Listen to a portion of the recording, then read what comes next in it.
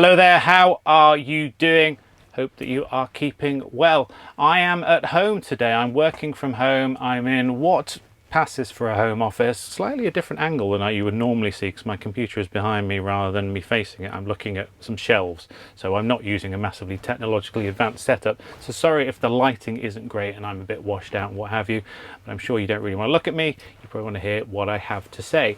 Now, I am working at home for a couple of reasons. One, I've got a big agreement I've got to get out this afternoon. How exciting for those who are lawyers. You think, wow, he's got a fun afternoon planned.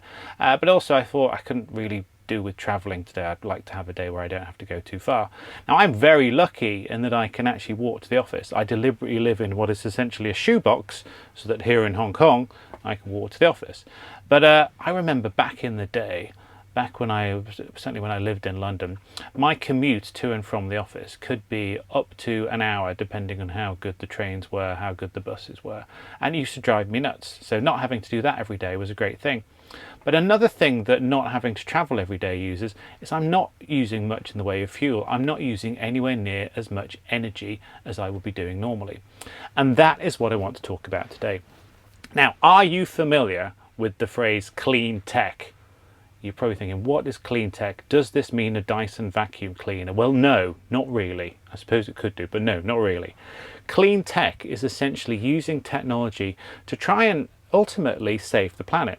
It's a way of essentially using technology to find ways we can produce energy in a cleaner way, that we can use energy more efficiently, that the energy that we use essentially doesn't lead to us increasing our carbon footprint, doesn't increase us essentially polluting the place that we live, and hopefully stops the planet dying a fiery death in the next 50 to 100 years, depending on what scientists at the time say. Now, this in some ways is nothing new. People have been talking about trying to reduce our carbon emissions for as long as I can remember, certainly as long as I was a kid. And it's pretty depressing that actually we haven't really done that much. If anything, there's been allegations essentially that we've reached the point of no return, that we may be in a position where people's lives will dramatically change by the fact we've polluted the planet almost to the point of destruction. And that, frankly, is quite scary. Scary for me. If you have kids, it'd be scary for the future of your kids. But I kind of like cooler temperatures. I don't really, I mean, I live in Hong Kong, I'm a fool, I know, but I kind of like cooler temperatures. But I don't really want to essentially fry and be almost melting every day of my life. Now, you may be familiar with something called the Paris Agreement. This was an agreement, most famous recently, I suppose, because President Trump pulled out of it. Now the US, thankfully, is going back into it. But this is an agreement where countries agree that they're going to try and reduce their carbon emissions. They're going to be cleaner in the energy they produce and essentially try to stop polluting the planet. It's all about trying to become carbon neutral by a set deadline, and countries set their own, often very aggressive deadlines of when they will be carbon neutral, where they'll be making zero emissions into the environment, into the atmosphere, and hopefully stopping the planet continuing to overheat.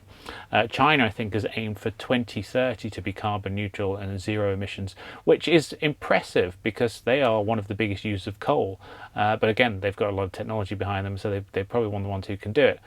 And there is a move, and I think this is one of the big themes we will see in the coming years. Certainly, if you think of the 2010s as the sort of time when tech was obsessed with data, harnessing data, using data, buying and selling data, using data for increasingly esoteric things, I do think that the 2020s, assuming this trend doesn't end, will be the decade where tech companies essentially are using tech to try and ultimately save the planet, whether they look at harnessing technology in such a way to essentially be a clean tech company.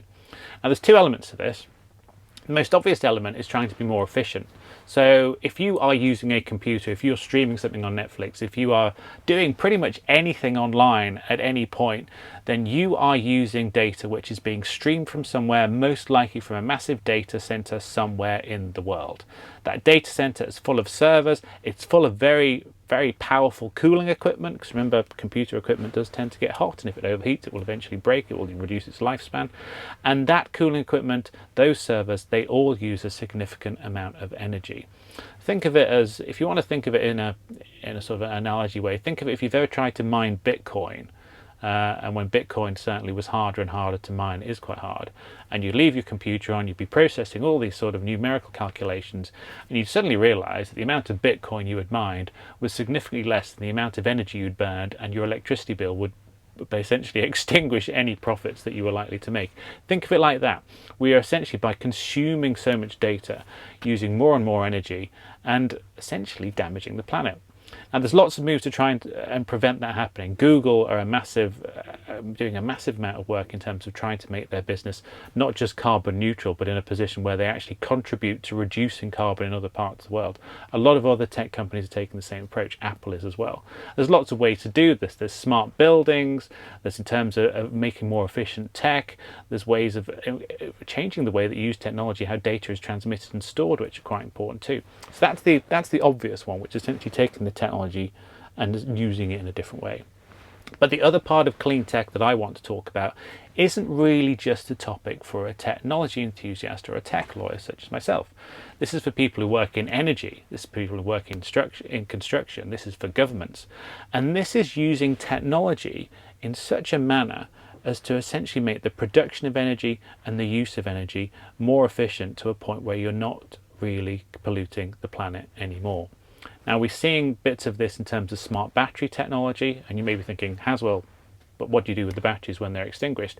Yes, there's a disposal issue with batteries, but generally if you're using a battery to power something, it will be more energy efficient. It will probably be less polluting, hopefully, than it would be to run a diesel generator or run a petrol engine, for example.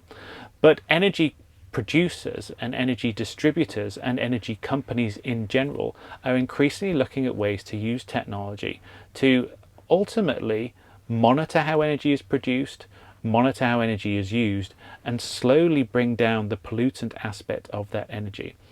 I spoke back when we could travel, big polluting thing in itself, but back when we could travel, I spoke at an energy conference in Malaysia, and it was great because it was an infrastructure conference really. It was all about building power plants, energy monitoring stations, and the number of startups and entrepreneurs who were speaking at this are ways to essentially use technology, often monitoring tools, often tools to try and control things like street lights, even something based at that, tools to control how energy is distributed in data centers. All of this was based around essentially reducing carbon footprints of the energy industry, which of course traditionally has been quite a big pollutant, but now is really on the forefront trying to stop it. And I'm anxious to see what comes out of this going forward. One of my friends is, I guess he works in energy, but he's more of a financial guy, and he's considering how much people are being pushed now to invest not in traditional energy providers like don't go and buy oil or what else would be energy polluting, coal or something like that, but investing in clean tech solutions, in essentially green energy, and seeing green energy as an investment proposition. And because of all of this, because of the fact that now there's a lot of money sloshing around it, as well as the fact that you're saving the planet, you can be Captain Planet if you remember him, I do think this will be a massive growth area for the next few years. I would be interested in your view. Interested in a couple of things. First, what sort of smart energy, clean tech solutions have you seen? What sort of things are you thinking could be a game changer? Even things such as water saving devices, which I've seen used as a sort of a tech generation thing. Anything like that I would be interested in. Which nation separately do you think may be leading the way in terms of this? Is it China? Is it the US? Or is it, always think of Scandinavia as being incredibly green. Is it Scandinavia? Apologies if I've got that completely wrong. I've been there, seen lots of wind turbines, but there we go.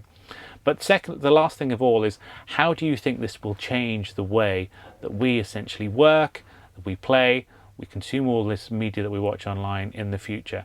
For example, when we go back traveling around the world, will we be traveling anymore? Will we be traveling on more energy efficient methods, or will we just be staying at home? Is it, if we reach the stage where technology, because if you think about it, doing everything without flying to see someone doing it over the internet is still a cleaner way to do business. Will we see that clean tech becomes the big buzzword for this decade?